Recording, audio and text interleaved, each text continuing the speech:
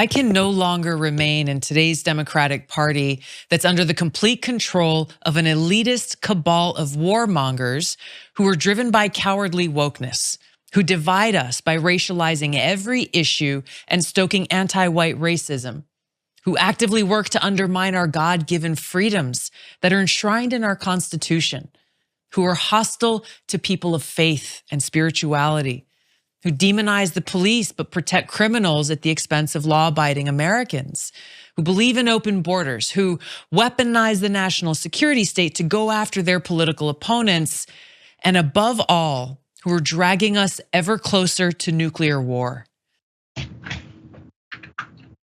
Okay, then go. Do I have to say more? Is that enough? I guess the clip should probably be a little bit longer than that. Okay, so nobody's surprised by that. I don't know who this message is for, who is listening to Tulsi Gabbard at this point, other than the MAGA base. I mean, I'm sure the MAGA base will like the idea that Tulsi Gabbard represents progressives or leftists or something. She doesn't. Let me give you a little bit of help.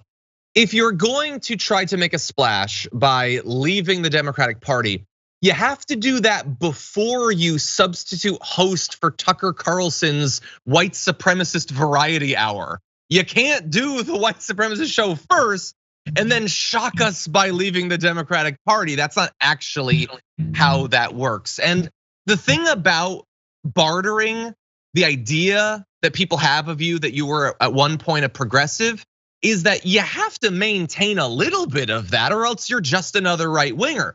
Once you start throwing out buzzwords like the wokeness and stuff like that, come on, who are you fooling? You're only communicating in the language of the right wing. You no longer have any of that supposed leftism that you can sell performatively for the right. So enjoy it. Maybe you'll get brought onto Tucker Carlson tonight. I'm sure that'll be fun. Maybe that'll help promote your podcast or whatever. It's not gonna help solve any actual problems. And no actual leftist gives a damn about any of this anyway. Aida, what do you think? Marketing, it's all marketing. Everybody is always trying to figure out how to reinvent themselves on their way to becoming famous, having a lot of followers, selling books, and speaking and getting paid because Donald Trump showed them the model. You have to be, first of all, listen, white supremacy has always been here, girl.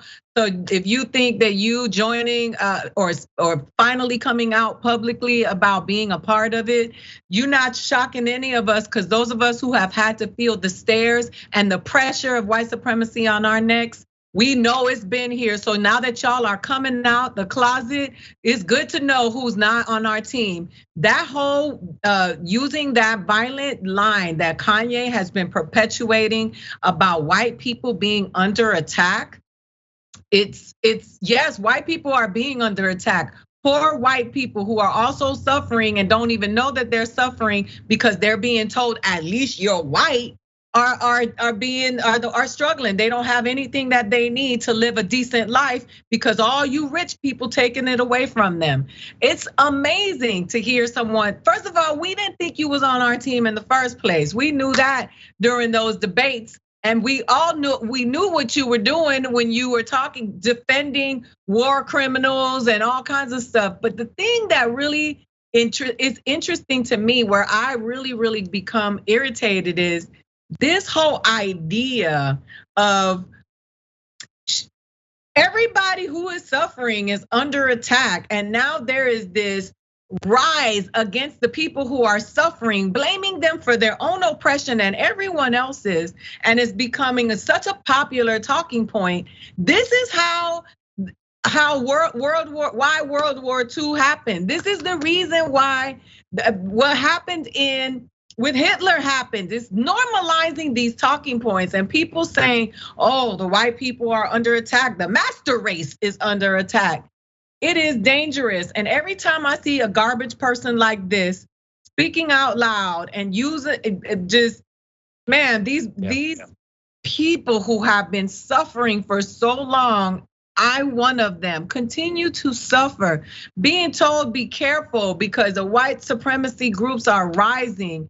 And it is not just your local hillbilly like you like to paint that has a gun that's spitting and chewing on sunflower seeds. It's these politicians, these public figures, these media people who are all a part of that gang. And we act like you want to blame Alabama, you want to blame Arkansas and say the poor people. At least the poor people have an excuse because they don't have no education.